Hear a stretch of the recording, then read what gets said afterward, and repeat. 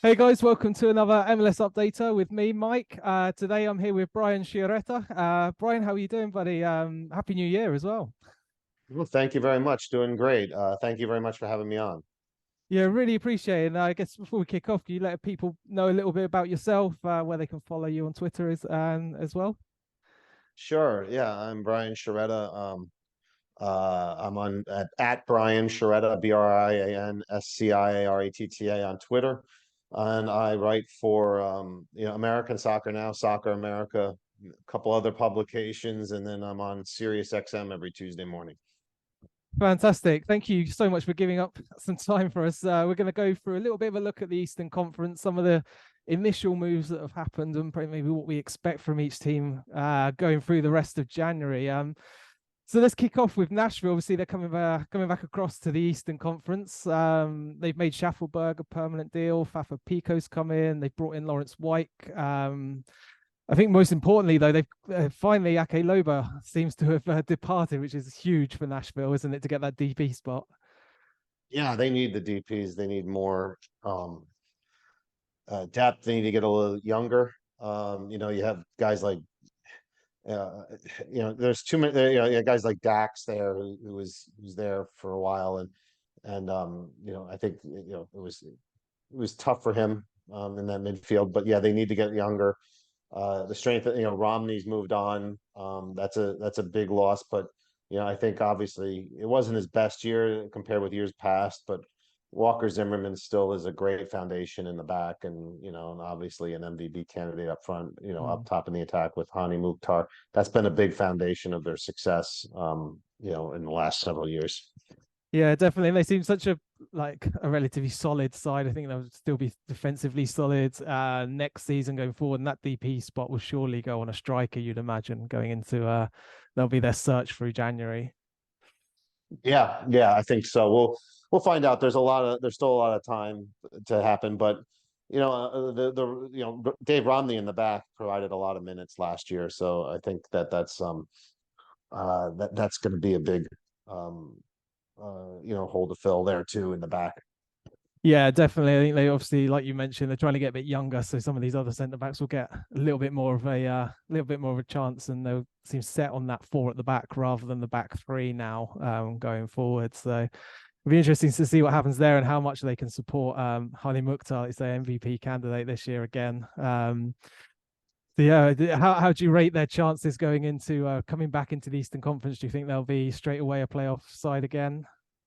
Yeah, I think that they have a good chance. I think you know the, the Eastern Conference, in the mid tiers and particularly maybe not up at top, but I think that it's a bit of a tougher conference, but it comes down to, I think, more than the attack. Hani Mukhtar, it's going to be tough for him to repeat those kind of numbers again. But I think, um, uh, if Walker can return to the form and depends on what they add in defense, that's a really good foundation. And quite frankly, they got to get a little bit better at home. They were not they were they didn't take advantage of all those home games that they had in a row, and they got to be they take better advantage of home field advantage. They should be in good shape.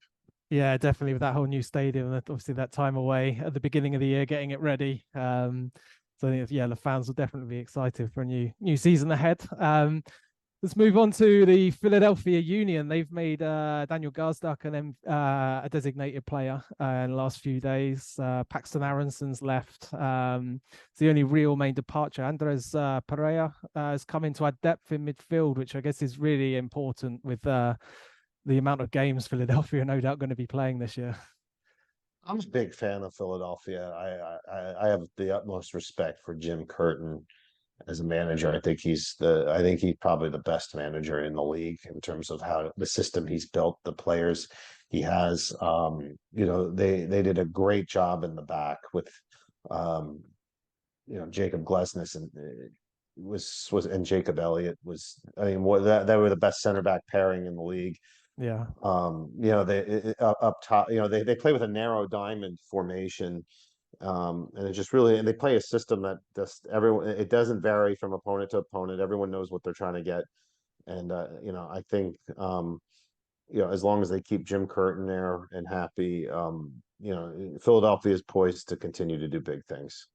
Definitely. I can't, obviously, they're one of these sides that aren't going to just go out and sort of sign a huge amount of players. They've got that great academy going forward. I guess Oh yeah. the only thing they may look at, which we'll have to monitor over this month, is what happens with these fullbacks.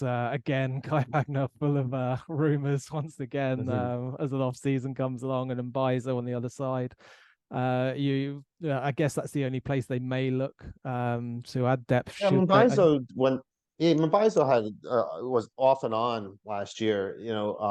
He's a good player, but Nathan Harriel was got a lot of time as well. At the fullback role. So yeah, Kai Wagner is a tough one to replace. But I think Philadelphia has some really good pieces coming up through their academy at both fullback positions. I think they could be good. I know Leon Flock has been rumored to some German teams as well. That would, I mean, he played, I think, 2,800 minutes. That's a lot of minutes to replace, in defensive midfield. So, there's always, it's never going to be a completely smooth transition year to year, but, I really like Philadelphia. I think even if Gazdag can't quite put up the same numbers he will, they'll find a replacement. And I think it's going to be interesting to see the transition potentially in leadership. As Alejandro Bedoya might be taking a smaller role with that team. How whether or not a guy like Jack McGlynn, who's a star on the US U20 national team, if he's quite ready to kind of do Alejandro Bedoya level production. And if not, like, how do they get him up to speed and maximizing his potential? The U20 players are interesting because Paxton Anderson got sold, but he didn't play that much. McGlynn played the most, and Quentin Sullivan didn't play much. And now they have the U20 World Cup coming in, and these guys are going to want to play more at the club level. How does Jim Curtin keep those guys happy? Because that's a key thing with keeping that academy going along, is keeping the young players happy. Yeah, definitely. It's going to be exciting to see. I imagine they'll be up there competing at the top once again in the Eastern Conference, no matter what the business they do this year, and go into MLS Cup again. Is that where you see them in 2023 again? I think they're the favorites to be there. There's always going to be people knocking at the door. There's people who are maybe not quite as good as the season before. Maybe they weren't good last season, but I think New England is going to be back to being good again. I think Cincinnati was no fluke. I think they're going to continue to improve. So it's not going to be completely smooth sailing, but they enter the season as the deserved favorite for the Eastern Conference. Yeah, no, I can completely agree with you. That stability really helps in Philadelphia. They know what they're working towards. And in the complete opposite direction, let's move on to the side who finished just below them in 2022 is CF Montreal. And stability is one thing you can't say goes with them. Hernan Losada returns to MLS as their head coach after Wilfred Nancy leaves. What's your thoughts on his return up in Montreal now? Well, I mean, it's not tough to feel optimistic about Montreal because I thought Nancy was a very good manager, and him leaving was very tough. Lozada didn't have a great track. He had a good track record in Belgium, but things were not great at DC. Well, his last job. No. And then I don't know how you're going to match the production of the loss of Georgi Mihailovic. I know they were trying to get Alan Sonora out of Independiente in Argentina. He's an American-born player. His dad was a very good MLS player in the early days. But he that deal did not come to fruition, and they don't have anyone really set to make up those goals and assists. And I know when Mihailovic was off the field for an injury, I think in May and June, Montreal was not the same team. So, it's tough to feel good about their chances until how they're gonna go right now. They're gonna try to play a very pressing style, like almost like a Red Bull style under Lozada, and I don't know if the team's built for that. So it's a very curious hire. It's it's a team that I think really had all its eggs in one basket for 2022. They didn't take advantage of it in the home playoff game against New York. And now I No. just have a tough time seeing them getting back to that really high level. Yeah, I think it's the one of the issues is I guess is their whole midfield seems to have gone. Piet will return, but Wanyama looks like he's gone. Kone obviously to Watford. Mihailovic completed his deal. Alistair Johnson's gone. They brought in Aaron Herrera from RSL, who's a very good right-sided defender. Yeah, he's a Um, lot of assists. It's going to be down to as a fullback. He's one of the better assist guys in the league. So it comes down to being able to take advantage of that. But again, is Herrera going to be this guy who's going to be very pressing? It's just such a different style. Like I don't know if they have the players that play Lozada's style, and then if they don't, is Lozada going to be flexible? We'll see. Yeah, I guess the flexibility didn't seem there in DC United. It seemed to be his way or nothing, and it turned out to be nothing. And he's going to, okay, for some of them, they've got their 3 DP spots open. Obviously, it's questionable how many of them they use. And then some of these young players, Sean Raya, has come up through the academy on loans in the Canadian Premier League and that sort of attacking midfield role, whether he'll get minutes. I guess they'll maybe look to some of these young players and continue with trying to blood some of these young Canadian players for sort of more first team football in MLS. Yeah, I mean, they've done a good job getting young players on the field. I'm looking forward to seeing George Campbell there in central defense. Mm. Um, but Lozada is such an unusual style. Yeah. He was, it's I don't know what kind of system they were playing at the academy levels in Montreal, and whether it's going to mirror that style that Lozada wants to play. So we'll see. I mean, it's just very much, and you don't want to waste those DP spots until you really see how everything's working on Lozada, because it's something that's not gonna um really fit. I'm looking forward also with Montreal to seeing Matko Miljevic. Um, he's a young American player, Argentine background, who has some talent. Played behind Mihailovic, and still pretty young, but this is, I think, really the year we learn a lot about it, is if he's ready to kind of be a first team starter, regular. And if he's not, you might have to look elsewhere. Yeah, I think we obviously with the new manager and the big turnover, the Montreal seemed the side that could be the biggest difference to what they were in 2022, positionally coming Definitely. into the season as well as everything on the pitch. So they're definitely want to keep an eye out on for any neutrals looking to see what happens with that squad. Moving down to New York City FC, we mentioned knocked them out of the playoffs last year. Lots still going on there. Nick Cushing's been given the job full time now. But they've obviously lost Herbert, who's been traded over to Seattle.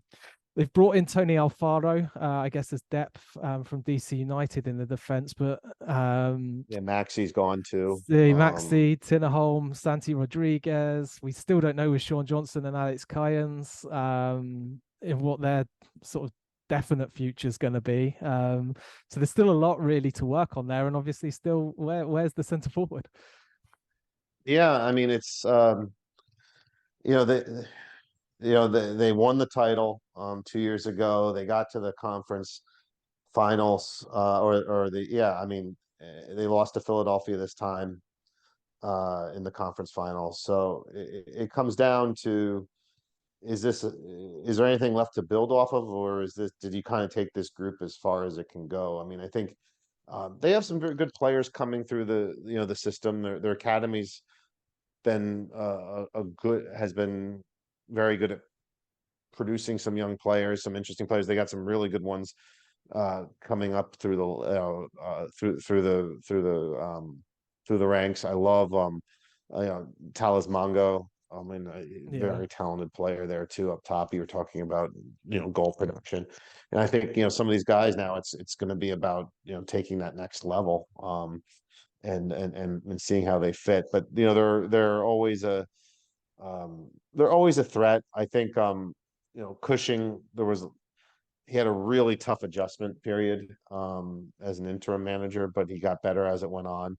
But we'll see if he still is the right guy, because I'm not completely convinced, but I think he's earned the benefit of the doubt, but I don't know how settled that is exactly too, and how, CFG, they've had some great managers over the years, but how is that gonna, is he gonna live up to those standards that, like, that you've seen over the Patrick Vieira and all Mm. these other guys? Yeah, they seem to give their managers a little bit of time. They're not ones that can Hmm. rush and just fire and replace and fire and replace. They're giving time, and you got a lot of Pereira as well, the other winger. If you can get him and Magno on both sides, it's just filling up those extra parts to sort of surround them, and getting a full season out of Parks in the midfield would be great. But yeah, still a lot to work out there, and then other New York side, New York Red Bulls, there's a lot going on there as well. Aaron Long obviously is gone. He's moved across to LAFC. Tolkien, the left back, questions about whether he'll still be there next year. And goals were the big problem. And they brought in Corey Burke, obviously from the Philadelphia Union. Elias Manuel has re-signed, but it just seems another year, unless they really make a few sort of bigger changes, it's going to be another year of being a decent side who will cause some problems, but just maybe not that clinical enough. Yeah, you know what it is? It's they have they're a little bit more polished in their system. Yeah, that high pressing system. I think, you know, it, they free up a lot of space with Long leaving. It's a question of, like, whether or not they're willing to spend it. There are some links now with, I think Dante Van Zier is I heard rumored this week. He's a Union SG winger in Belgium who puts up a lot of goals. Mm. That would be very interesting. But yeah, the number 9 position there, has been a problem now for really a long time. Klamala was nothing.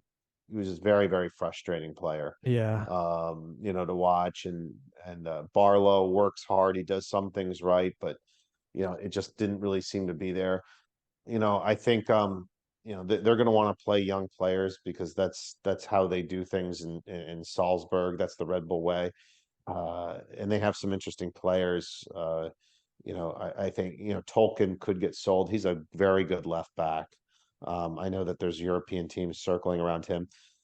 And another player to look after is Serge Noma. He was hurt a little bit last year, but Yeah. he did some very interesting things. Like, he is a very, very talented player that I'm very excited to see. I mean, he carries the ball so smoothly through the midfield. But the team was very reliant on Lewis Morgan. I mean, it's as if the team did everything. He went as if Lewis Morgan was doing well, the team was doing well. If he wasn't, they weren't, and they can't be that reliant on Lewis Morgan. It's they need to be a more varied attack, and you need more steady play from Christian Caceres, because he's a very good player. Frankie Amaya was a very puzzling player, because he was in and out of the lineup for long stretches. He was a lock starter, then he was out, then he was. So there's not a lot of consistency in that team. The loss of Aaron Long, I think, is probably a positive. I think they've gotten everything that they could have gotten out of Aaron Long over a long period of time. And I think, that injury, he never really fully recovered from that Achilles injury.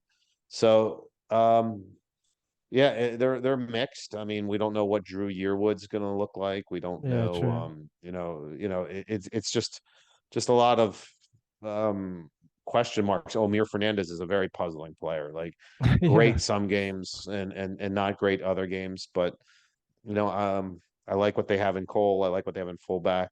In midfield, it's just about getting consistency, and then finding out if some of these deals materialize for a number 9. Because, um, if they had a better number 9, they would have been in a much, much better situation in the playoffs.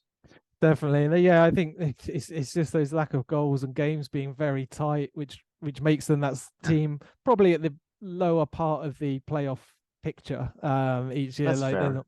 So yeah, we'll have to see what they can do. But one side who really changed their fortunes moving down. Cincinnati, FC Cincinnati were absolutely incredible under Pat Noonan last year. I don't think we were really expecting such a dramatic difference from their previous seasons of finishing rock bottom, but it was incredible, wasn't it? Yeah, I mean, it took time to, you know, really so many bad decisions out of the gate when they joined the league, and Yeah, and I think they really needed to find people. They went with a Philadelphia approach, right? They hired Chris Albright as the GM and Pat Noonan, as a young head coach, and people who understand the league, understand the players. And obviously, when you get a guy who like Brandon Vasquez, who's just was incredible last year, and I yeah, think his first U.S. national team cap is going to be forthcoming sooner than later. It's and bringing in Matt Miazga in central defense really helped everybody. But they're you know they just have a really good um, good base. I think Acosta, Brenner, and Vasquez is about as good of a front three as you're going to get in this league. And Santos definitely. has a lot of success. They went with known products. They went with young, hungry players. They brought in an American coach who worked. They brought with like guys who really they know what their strengths are. They brought in a midfield that can really magnify those strengths, particularly up top in that front three. I don't see them going anywhere. I think they're going to be a continue to be a force in the league, and uh, and I think that they're going to be a team that probably won't be as good as Philadelphia, but will continue to push Philadelphia. And particularly because, like I said, Cincinnati's success was built a lot on Philadelphia. Yeah, I think it's they like you mentioned of Avoiding Miazga in the summer. I think some of their main work has already been done for that starting Mhm. 11, really. Yeah, January is not going to be a time for them to be searching for sort of starters. They brought in Marco Angulo already, but it's that depth. They've obviously let a lot of players go who have been with the club for a couple of seasons now, and yeah. it's looking to They're improve still on that burning depth. off some of the dead weight. I don't like it. That's not a nice term, but they're still burning off a lot of the players that weren't working for them. You can't make too many changes too quickly, but obviously they were struggling for a long time, and and they're still dealing with some of the ramifications for that. But for me, it's all about complementing that front three because it is so good.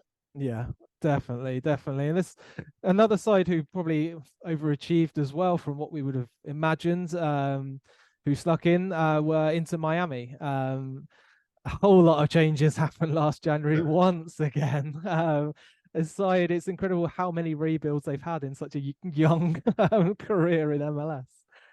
Yeah, I mean, things just started to get better for them last year. And I give credit because I was one of the people vocally critical of Neville's hire. I thought, he was getting it because he was the best friends of the owner, and he Yeah, hasn't completely absolved himself. But, last year, he really showed himself to be a lot better than that. And certainly some guy, who you want to who they want to keep around. Leo Campagna was did really well with yep, taking that score, taking being the main catalyst in their goal scoring needs, and they kind of built the team around that. And, I think what's interesting too is that their initial approach was so wrong because it was an older team, a team that really lacked mobility and hunger. And then when they started going younger with guys like Campagna, it started to really click for them for the better. I like Bryce Duke off the bench, mm, a good young American player there, and bringing in DeAndre Yedlin at fullback. He had his ups and downs, but overall was still brings the proper maturity and hunger you need for such a for in these kind of situations. And I'm really also looking forward to seeing them. I know they're going to try to bring in Ben Primachi, who is the jewel of their academy.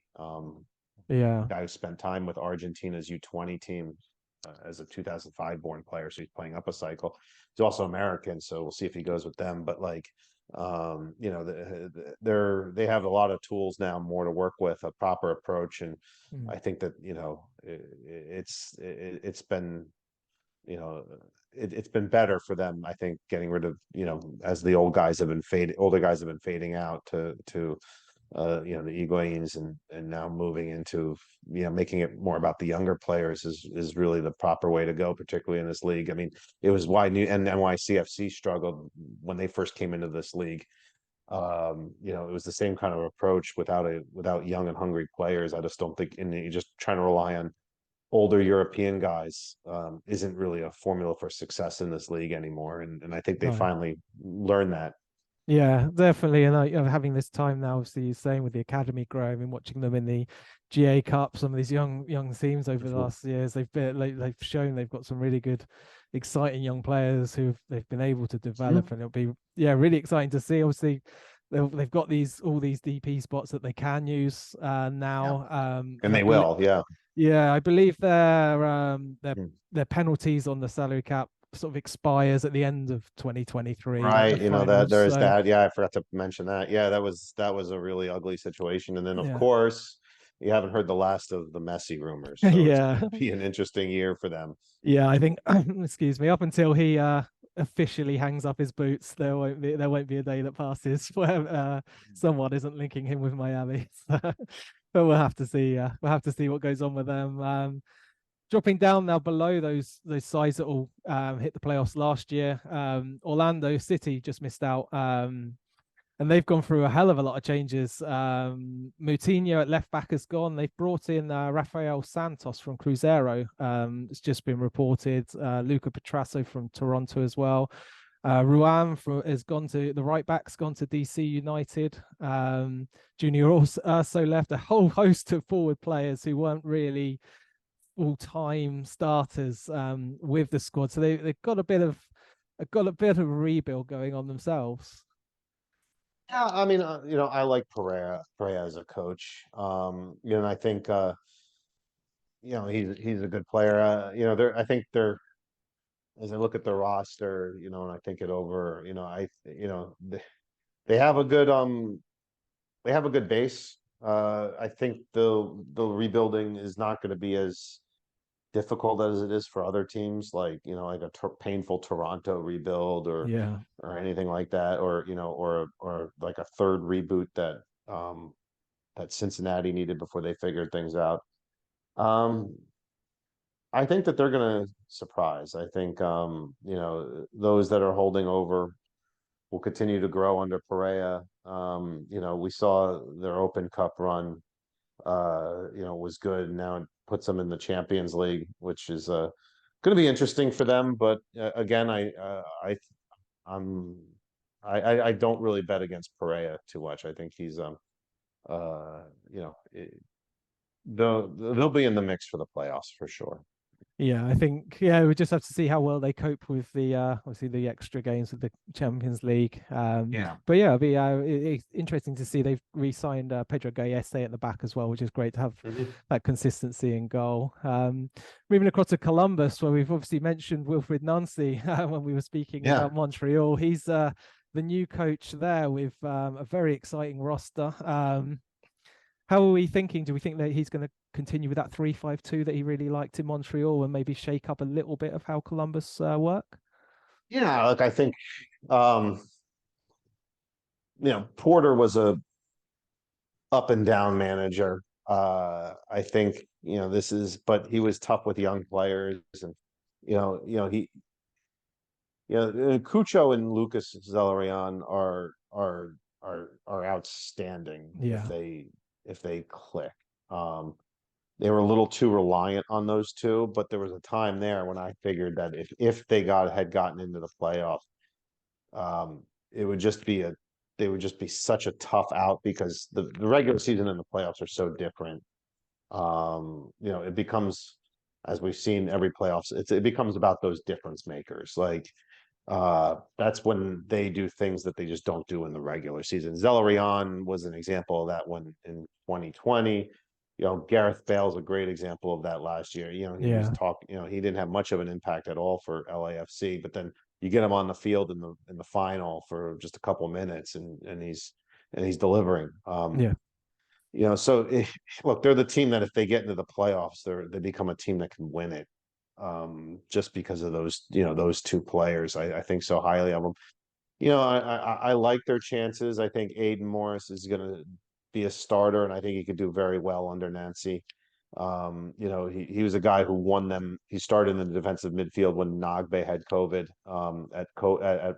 at the 2020 MLS Cup, and then Aiden Morris tore his ACL and missed all of 2021, and he was still getting his feet under him in 2022.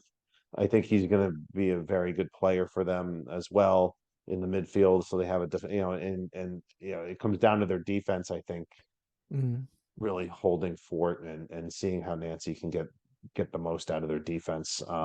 Because I think that their attack will do well under him, and I think overall with bringing in Nancy, they needed fresh blood there, and I think I expect them to be back in the playoffs. Yeah, you think so? Like you say, the defensively they had their ups and downs. They've only got 4 centre backs I can see on the roster at the moment. So Yeah, that's going to change. I bet you. I think that seems to be their direction, because otherwise they've got a very good side. And let's not forget their second team won the inaugural MLS Next Pro, so they've got these. Yeah, players they have. Yeah, they're going to want to take advantage of that. Yeah, It's comes too tough to predict right now who's ready to make that jump from MLS Next to the first team. That becomes an issue for preseason, but until we're there, I can't really say with any kind of comfort who's ready to particularly in defense. Yeah, that's the issue. I mean, that's tough. I mean, that you need to be a little bit older and more mature to kind of come in and and be a playoff caliber MLS defender from starting out in MLS Next. From the year before. So I don't know. We'll see. Yeah, we'll see. I mean, like Mo Farsi and Jason Russell-Rowe got minutes last year with the first team. We'll see if they can push on or whether they'll be back with the second team next year. But they're an exciting team to look to. And let's move on to New England. Like we mentioned, another side who we probably expect a little bit more from next year. They've brought in Bobby Wood as a backup for Vrioni. I think that centre forward bit's going to be one of their issues that they're going to have to work out with the players they've got. But around I think Josie's probably going to be gone. I think everything about that was seemed to suggest the post media comments that Josie wanted it. He was on loan in Mexico, and I think he kind of wants to continue to look at that route as he enters the twilight of his career. So you're right. They're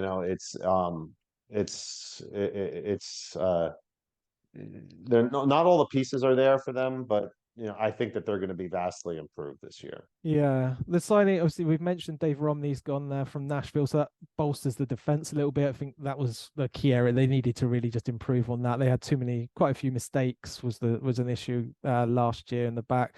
But Latif Blessing looks like a really interesting one from in the midfield.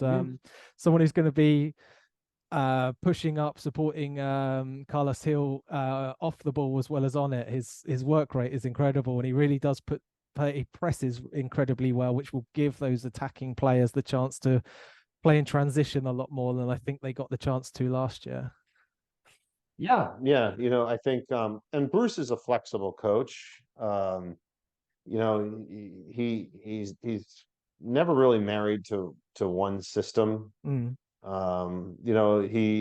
if you look at his team, it's funny. It's like, yes, you have guys like Gustavo Bo and, Carlos Gil, and Veroni, but it's still a very American based team. He's very American based, manager. You have a American backbone on the team.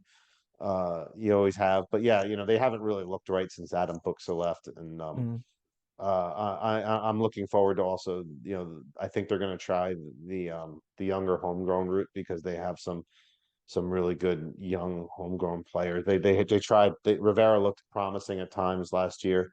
Barak Tarovic and Buck, I think, are cut above in terms of their their potential. And in defense, we'll see. I mean, can Henry Kessler, get back on track to being one of the better defenders in the league? I thought he was approaching that for a while, not so much last year, but we'll see. Okay, then moving across to Charlotte FC. They had their expansion year last year. A few changes happened during that first year, notably the manager leaving on not the best of terms. But they really sort of got their act together throughout their first season last year and looked the part in MLS and looked like they were really understanding who they were by the end of 2022. I think they're adding some pieces now that all seem to make sense. If I'm a Charlotte fan, I thought the first year season, everyone wanted the playoffs, but I think they didn't go all out for the playoffs at the expense of mortgaging, building something that made sense long term, and I think that's good. I think I think you're going to start seeing a guy like Bender take bigger roles and growing into that backbone of the team, and now Westwood coming in. I think overall, I like what I see from Charlotte, and I would be disappointed if they don't take some more convincing steps forward this year. Yeah, they've obviously been linked with Enzo Copetti as a new DP striker, a big physical forward. So I guess that experiment with Karol Swiderski being sort of a more withdrawn, maybe a number 10 almost, seems to be something they're keen to push on with for however long he stays in MLS, if he continues to play very well. And they've also brought in Hamady Diop. They traded up in the Super Draft to get hold of him at the number 1 spot. So they seem to have their ideas on where they want to go. Yeah, I mean, Diop is a guy I still think is going to need some adjustment, to stay focused for the whole 90 minutes and not get caught off guard. But at the same point, it's a sign that they're doing their homework when you trade up in the draft, because the draft is not nearly as important as it used to be, but there's still gems to be found, but it requires homework. So this is a team that I think is, has you put it great. Like, I think that they're a team that has an idea of where they want to go and what they want to do. And and they were patient with how they built the team. Look, 12 months ago, like, things were looking very poorly for them, and everyone thought they were going to be like the worst expansion team in history. Definitely not to be the case. No. So they vastly, I think the manager at the time said, quote unquote, "We're screwed." Yeah. Those were the famous comments. So at the same point, if they thought they were screwed last year, and they think they're actually pretty good this year, and they could be really good, based on where expectations are for them and how things turn out. So Latanzio's, looks like he's a good manager. It doesn't always need to be a superstar manager that comes in and does well. So I think the Eastern Conference is going to be definitely better than it was last year, even with lower expectations for Montreal and others. I still think you're going to see improvement from a bunch of other teams, and including Charlotte. Yeah, they're amongst the names of sides that obviously didn't reach playoffs last year, that you can almost pick them as one of those sides. Yeah, that I mean, will look, be there. Toronto's, they had so many problems last year, but they're going to be better, and New England's going to be better, and and Inter Miami's going to continue to be better. Excuse me, and Columbus is going to be better. So and Chicago is going to be better. Like, Montreal's the only one I don't think is going to be any better. So Charlotte's definitely among that list of improving teams in the Eastern Conference. Yeah, it's looking like it's going to be incredibly tight, and there's going to be some really interesting stories. And one side that's never short of an interesting story, Atlanta, for having filling in some spots with Derek Etienne Jr.'s come in. I guess the biggest news is Garth Lagerwey coming in across from Yeah. Seattle. That seems there seems to be direction is very much needed in Atlanta at the moment, it seems, and he seems to be the one that's there to get it started. That was definitely the biggest. I think it's one of the biggest stories in the Eastern Conference. I think with Lagerwey just brings so much gravitas, and he knows what he's doing in that front office. Yeah, I think he's going to want he's definitely going to want to make his presence felt. I mean, I think it's with Lagerwey, does it mean that Pineda's in trouble? I don't know. I mean, no, like everyone thought like Schmetzer was in trouble in Seattle, and it turns out the two had a productive working relationship. I think uh a big question for me I want to see is if Miles Robinson can come back and help that central defense. I think when he was on his game, he was very important to Atlanta United, and that's what got him onto the U.S. national team. And yeah, and unfortunately for him, like speed and athleticism is so important to his positions, to that position that you don't you don't know how you recover from it with the Achilles, but we'll see. A lot of questions still to form to to fill out. I mean, Arujo, they got to make him into an MVP candidate. mm, And well, the same thing with Almeida. Um, there's a lot going for it, but over the time since Tata Martino, that core just gradually dwindled and dwindled and dwindled. yeah. And they have the resources to build it back up, but it's going to take you know, Lago's got his work cut out for him, but that's the right guy to do it because, it's a tough place to play when you have like 40, 50,000 people there in Yeah. a dome stadium. It gets very loud. But I think it's just been poor decisions and neglect on that team, over the time. But I think those days are ending with Lagaway. Yeah, he's not started slowly in any sense. I mean, Alan Franco looks like he's leaving, Moreno's gone. Heineman's Um, gone. so Yeah. yeah, Hyman's gone. I guess still there's questions over what's happening with Joseph.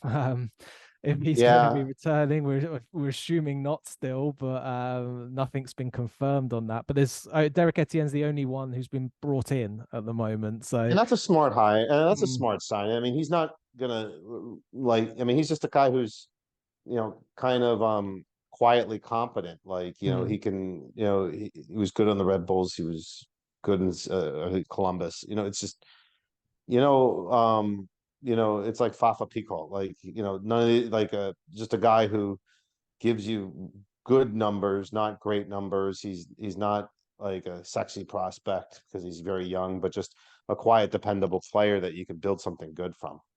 yeah, and I get it for Atlanta as well. It's someone who will go down the wing, and they've got these really creative players that love to cut inside and do intricate play. Sure. Bringing on him, it gives a little gives a difference to the attack, which sometimes slowed down last year. And there'll be yeah, once again, a very interesting team to go to keep an eye on going into next year. Going further north up to Chicago, Ezra Hendrickson got his first year as a head coach, off to a pretty decent start. I felt they have their limitations with the roster he took over, but a number of players like John Duran really stepped out. He's good. Yeah, He's gonna be. I think he's gonna be a very good player this year.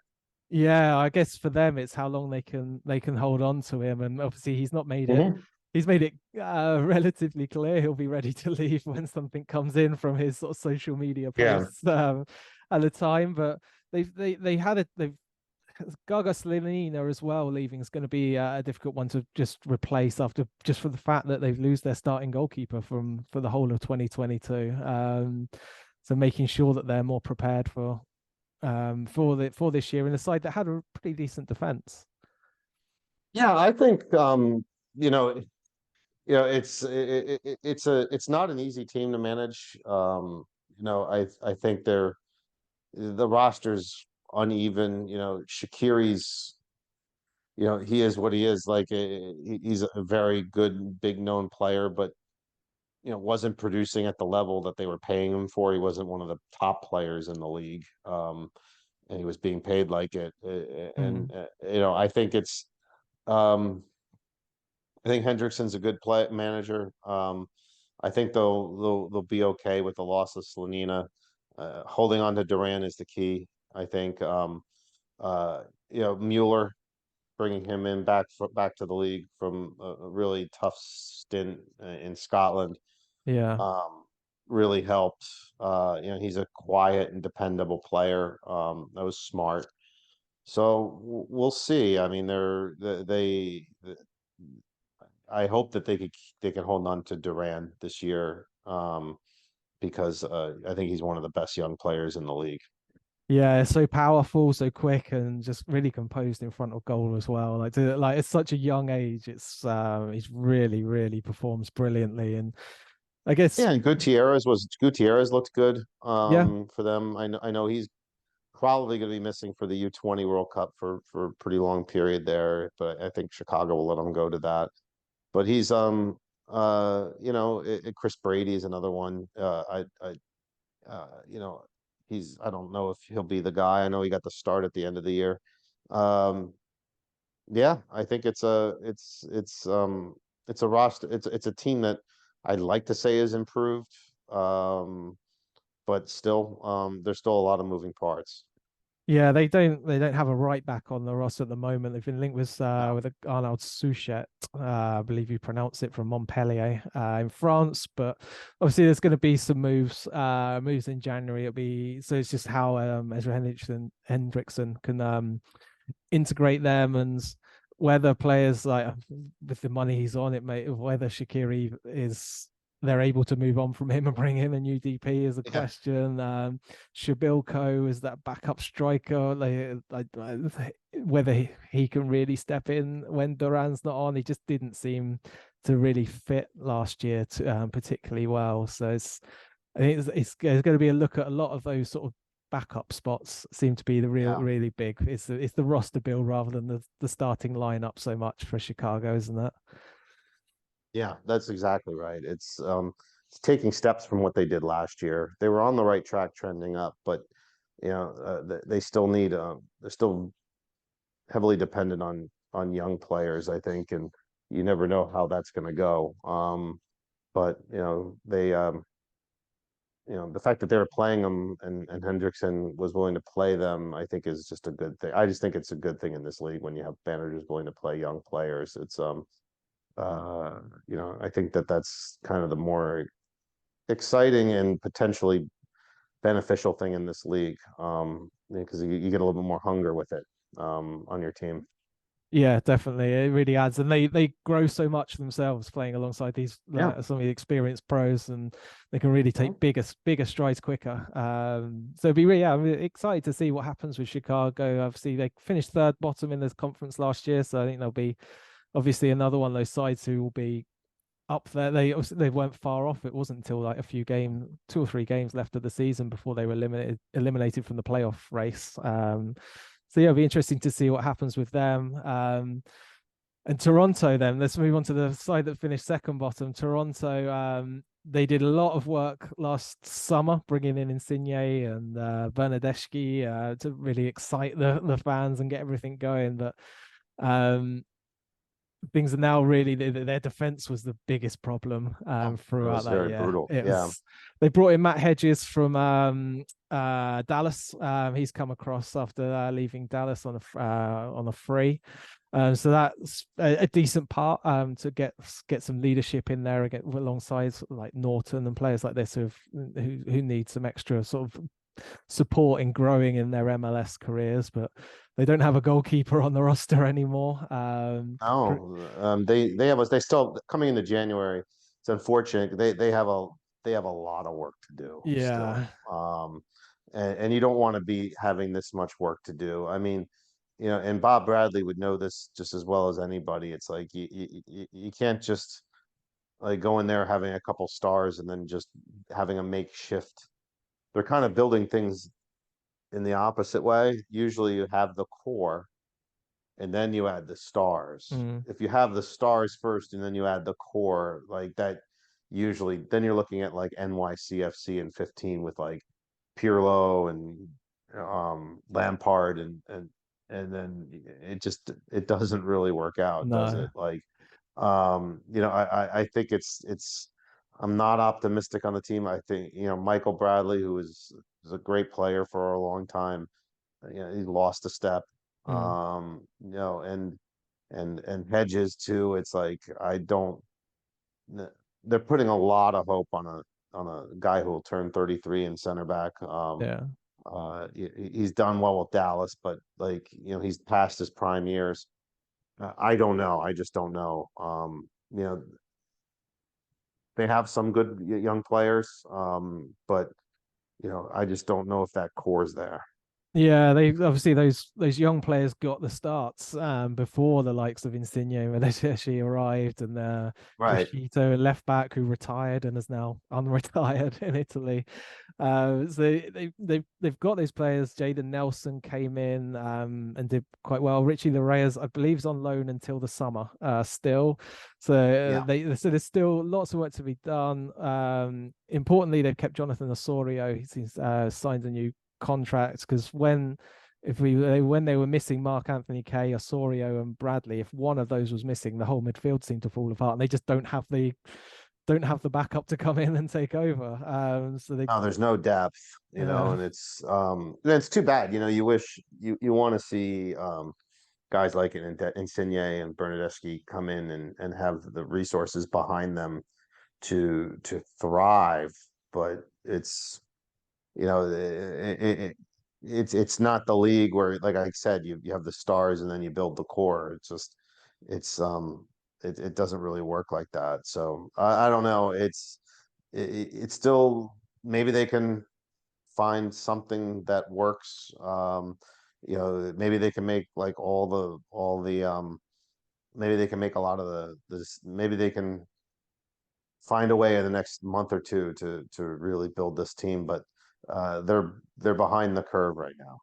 yeah, they've definitely got a lot. I mean, like you say, they've brought in older player Matt Hedges, but obviously Victor Vasquez has returned from LA Galaxy, who it just seems a very peculiar one for me going forward. Isn't Yeah. particularly a huge need that attacking midfield role, and he obviously showed in LA Galaxy he's not got the movement. He's very much at the latter stages of his career. It's Yes. a very curious one from Toronto to bring him in. Yeah, no, Um, of course, but you're right. but yeah, so we'll have to see. They're a side, obviously they've got the money, they've got some of the stars to go forward, but can they actually organize a team? That's going to be the big problem. And like you say, they're very much behind on the amount of players they really need to bring in. Yeah. Still, is going to be difficult. And let's move on to the last side and DC United. Oh, And here we go. if Toronto have a lot of work, DC United just seem to have an unmanageable. Uh, 12 players, I think, have had their contracts declined, their options declined, and Yeah. they left. There's nearly half the roster have gone. I GM mean, you was, could sense the frustration yeah, from Wayne Rooney towards the end. I mean, there came yeah, a time when he was like a couple weeks into the job, he was like I still believe we're going to make the playoffs, and then it wasn't much longer afterward. He's like, we have no chance. We're going to yeah. have a lot of turnover. I mean, you know, um, Like, Taxi's a good player. Benteke, we still have to see more, where he's at. mm, I like some of their young players. I but in their academy, that area of the country is so strong with producing young players. We have to see how it goes, but um, they need a lot of young players to pan out. But I'm still worried big time about their defense. Yeah, they brought in Tyler Miller from Minnesota to be their number one in goal, and Alex Bono's arrived as a backup from Toronto. So they have that sort of position fixed. They've made their picks Yeah. on who they want to be. But he's like you see, they've got all these great young players on offer like for in the area, but they've really added age to this side. I don't know if this is because Rooney's like they've got to the point where they know Wayne Rooney could be tempted away soon if we don't do something now. Of course, yeah. Uh, They knew they had to make a lot of change. And Wayne Rooney's the kind of guy I just don't think is going to have a lot of patience for this job. If like, I think he would love the job if he had a good team. But if he's looking at like a 3 4 year rebuild, it's not. I mean, his family doesn't even no, live in the United States, so it's like they really have to do something. They really have to make some inroads, or else he could be looking at like a situation like Thierry Henry. Well, I mean, I know that was COVID, but like where he just said, "I can't deal with it anymore. yeah, I got to go home." So I don't know. I think things are. I wouldn't bet on DC United this year being in playoff contention. It's just the level of improvement I've seen from so many other teams. The return, the movement of Nashville over to the East, like you said. I don't think the Red Bulls are going to be as good as they were, but and same thing with Montreal, but like I just see too many good teams that are ahead of them, like, and with mm, less questions. They're going to need to hit a lot of home runs at a very high rate for things to really kind of go their way. yeah, and they're going to need these sort of older players to really Mhm. be at their absolute peak. Derek Williams coming in from LA Galaxy, Pedro Santos from Columbus Crew. They're going to need these players to play at the best level they've ever have in some ways, just to really get Right. this team motivated again, because they've brought them in as experienced players and they need them to really lift some of the atmosphere didn't seem incredibly positive towards the end. You've got players like Ravel Morrison already on there who's got quality, but he needs things to be going well. It seems like to really get the best out of him, and a number of I, you know, players. they have time to make some more moves, and I think some of these young guys are going to have to really impress. But I just think, yeah, that you're right that uh, there's so many moving parts and so many question marks. I'd be a little bit worried about too if I was a DC fan. Yeah, they're definitely it's definitely one that you can see being a struggle this year for them for Mhm. Rooney to really get these players moving together. And obviously been linked with Click from Leeds United, who sort of said farewell in his last match for Leeds. So he looks like he'll be joining into the midfield there. So they're definitely going to have numbers. It's just have they brought in the players to actually fit a system, or have they just been bringing in players who they think will be good? Sometimes it's a little Yeah, bit that's hard to exactly see. right. Yeah, I mean, you can't just be chasing names, unfortunately, in this league. They have to be, names that make sense and um, I mean, look at Sebastian Giovinco. He had a little bit of time for Juventus and uh, but have there been bigger names brought into this league? Absolutely. Have there been any players who've had that level of impact? Very few. It's like, you got to find more Giovincos and Laderos than chasing guys like Pirlo's and yeah, anything, things can go right and wrong very quickly. So you're right. I don't know. You know, think about the one thing in this league is that things can change very quickly. Cincinnati shows that. No one thinks like Brandon Vasquez was 12 mm. months ago. I didn't think Brandon Vasquez was going to be as good as he was, and he was one of the best center Mm. forwards in the league last year. Brenner as So well alongside him made such a huge yeah, jump. of course. So it's like things change, and the struggles of the team last year certainly weren't Wayne Rooney's fault, but can he be more like a Pat Noonan kind of guy to lead a turnaround? So I don't know. With all these teams, it's the toughest league in the world to predict. I've been spectacularly wrong in predictions. But you know, but wait, this DC United team definitely, I don't see being near the playoffs. But again, it's going to come down to Wayne Rooney, finding a way to get these guys firing on all cylinders. And what is his system? What will that be? What is that going to look like? Yeah, true. That's something that with the number of players coming in, it's still really hard to tell. You can't look at all these players and Yeah, go, right, oh, I see what they're doing, I see what they're building. we're still It's early yet. There's going yeah, to be a lot of people brought in that are going to have a big impact that aren't with their teams yet. yeah, 100%. So wrap up this Eastern Conference. Obviously, you just said that you've had some very spectacularly wrong predictions. But I'm going to try and get a couple out of you. Couple out of you before we go. Oh. Maybe one side who failed to make the playoffs last year that you have the most confidence in getting to the playoffs in 2023 on their roster now, and how confident you are that they'll add to their and build their roster well enough going into the with what's left of the off season. I think it's Columbus or Charlotte. In the end of the day, I think Columbus is going to make the most improvements from the non-playoff teams in the Eastern Conference, and that's my prediction. I would think that they're going to be on the inside of that bubble. And you're the side in the playoffs that you're most worried about. Predicting that you will predict CF Montreal.